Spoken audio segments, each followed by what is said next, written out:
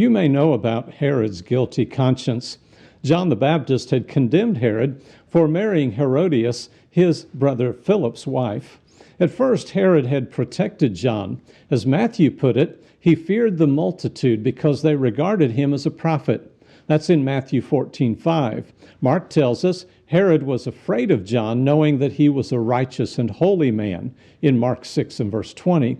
Obviously, Herod saw every reason to keep John alive and believed it would be wrong to put him to death.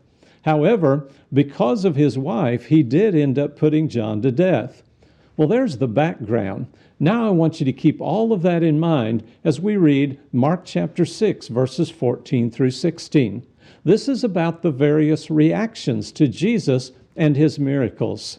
People were saying John the Baptist has risen from the dead, and that is why these miraculous powers are at work in him. But others were saying he is Elijah, and others were saying he is a prophet like one of the prophets of old.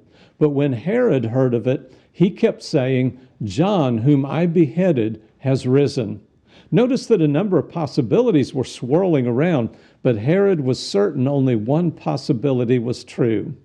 Have you ever thought about the fact that Herod could have found out?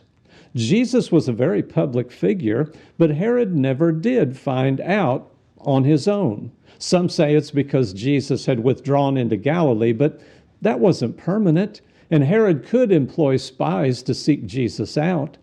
He's very concerned, and just a peek would have been priceless, but he never did. I know that because he had not yet seen Jesus by the time Pilate had Jesus before him. Does that seem strange? Not really. Guilty consciences don't go looking for an investigation into their sins. Herod would love to know, as Luke tells us, but Herod wasn't going looking for trouble. That's just how confused and contradictory a guilty conscience is. And the best way to avoid that problem is to keep your conscience in good order.